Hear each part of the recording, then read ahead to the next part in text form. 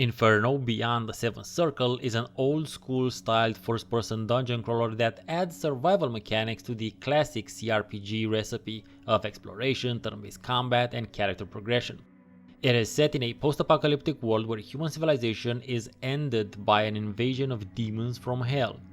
At the same time, it appears that magic has replaced technology. Or maybe this is an alternate Earth where magic had always existed, and the remaining humans gather together in an effort to survive and fight back against the horrors that now call the planet their own.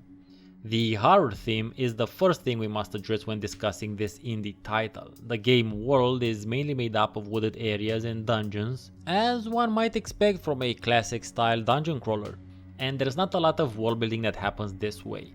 There are places where you'll see human skulls and bones strewn about the ground and the occasional headstone, but there is not a lot done in this sense. The horror theme is best illustrated through the monsters you have to fight, and I would argue also through the challenge added to the game by its survival aspects. But the monsters deserve to be talked about because of how super weird, interesting, and arguably gross some of them are. For instance, look at this Verbis monster. What the fuck is going on with this thing? It's stitched together, has tentacles, these look like the most horrifying saggy appendages ever. It does a good job at being otherworldly. The game is very old school in approach, but not in terms of visual aesthetics. Instead of the more retro appropriate pixel art, let's say, it goes with what look to be hand-drawn textures and monster assets. The visuals are consistent throughout the game though, so this isn't an issue by any stretch of the imaginary. I just want to point out that all monsters have two sprites, an idle sprite and an attacking sprite.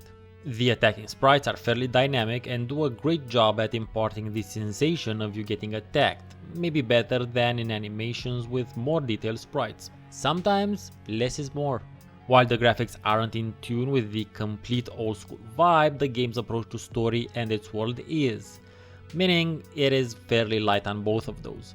On the other hand, with a couple of standout exceptions, I don't normally go into dungeon crawlers expecting some super deep story, but your results may vary depending on your preferences and expectations. So how does the game actually play? The thing I have to start from is that the stat and skill system is classless, which I love so very much. Not only is it classless, but any character has access to all the skills and can attempt to use them, and there are quite a few things you can do. You can use any type of weapon, wear any sort of armor, and cast any spell that you want. Your success with these endeavors will depend on your proficiency with each of those skills though. When you begin the game, you get to create a character and can customize your starting stats and proficiencies. Important to note that your proficiency with the various skills will increase the more you use them, which again should be something that becomes more of a standard feature in cRPGs going forward. But this means that you can actually switch your preferences as you play, but it's gonna make progression through the game much harder if you don't build up on your starting choices. So besides having the choices of weapon, armor, and spell skill, you also have 5 survival skills that you will most likely need during your game. These are crafting, pharmacology, survivalism, hunting, and lockpicking. Each of them has an impact on your chances of survival in the game. The crafting ability allows you to improve weapons and armor as well as make new ones.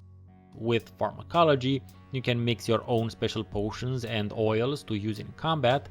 Survivalism is an all-around ability that helps you when resting outside.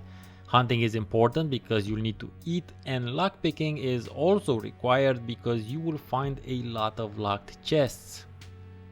You can invest in all of these from the beginning, but just as it is with all the other skills, they will improve with use. What you cannot invest in and have to keep a close eye on are your hunger, thirst, and sleep requirements.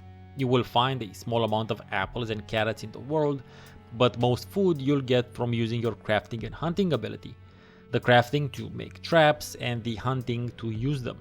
Now, spellcasting skills are interesting because you can try and cast any spell you know, and your knowledge of spells isn't limited to in-game awareness, meaning that you can start casting any spell in the game from the start, as long as you know the spell formulation.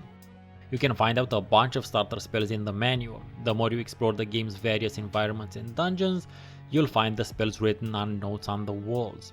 However, each spell has a minimum skill level requirement, and trying to cast it if you do not meet that minimum has a chance of the spell failing. You can cast spells outside of combat as well. There is an entire skill for utilitarian spells, which have to do with helping you navigate around the map, and you can also cast your healing spells outside of combat. So let's talk about combat. Combat is turn-based, but there is so much more to combat in Beyond the Seventh Circle than simply waiting for your turn and wailing on the enemy with a weapon or casting a spell. First off, there is a range component to each fight. Both your weapons as well as some enemies may have a different range of attack. Normally this is limited to one square in front of you, but you can see on the left of the screen exactly where you are in relation to the enemy and to the fighting area, as it were. Generally, you'll start fights with the enemy at a certain distance from you, and during this time there are several things you can do with your rounds. You can apply oils to your weapon, you can cast spells, you can use throwing weapons, you can charge up your special attack once you get access to it, or you can simply wait for the enemy to approach, regenerating your stamina and spirit points in the process. The quest you get from the human shelter, once you reach it, if you reach it, and believe me, you might not succeed on the first try, are unfortunately repetitive and of three types. Kill X number of demons, rescue Y number of prisoners, and kill a particular demon at given coordinates. It's indeed a bit of a shame that there is not more to it, but the design of the game was definitely focused on giving you dungeon crawling fun, not narrative depth. You do these quests partly for the rewards and partly for the reputation with the shelter, which will unlock further shelter functionality.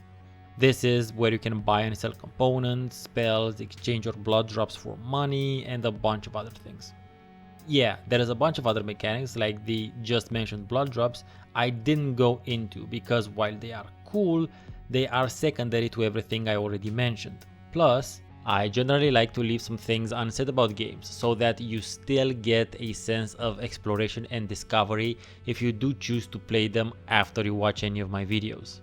All in all, Inferno Beyond the Seventh Circle is a pretty solid old-school dungeon crawling experience. If you like to focus on the basics of the experience, namely on exploration, combat, and character progression, then this will supply that. If you want a bit more narrative involvement, this most likely won't be for you. If you enjoyed this video, then please make sure you give it a thumbs up and share it wherever you think it might be relevant. Also consider clicking on one of the videos that just popped up on the screen right now. Subscribing to the channel would be great, and checking out my Patreon would also be deeply appreciated. I've been StefaNonsense, thank you very much for watching, have a great rest of your day, and see you next time.